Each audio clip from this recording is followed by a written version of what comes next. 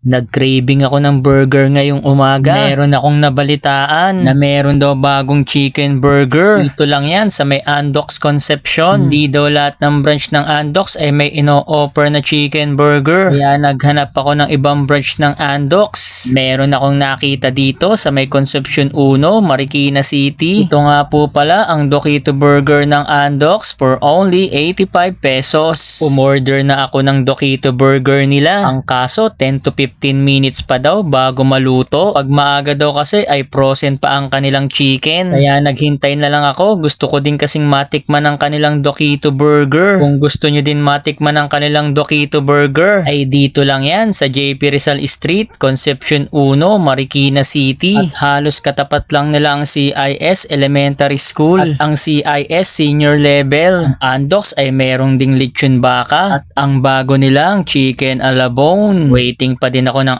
aking order. Medyo tomgots na ako.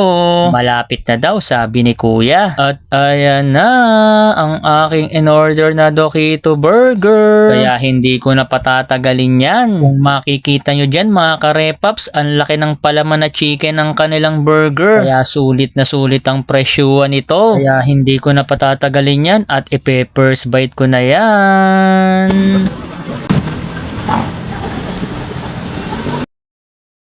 Masarap ang kanilang chicken. Hindi lang pala grilled chicken ang masarap sa Andox. Pati itong boneless fried chicken na pinalaman sa kanilang Dokito Burger. Kaya naman sulit na sulit at sigurado kong mabubusog kayo dito. Meron ding Dokito Burger sa Marikina Bayan Branch. O paano? Dito ko na tatapusin ang food vlog ko. I-follow, like, and share na din ang aking video. Maraming salamat sa panonood. Ingat!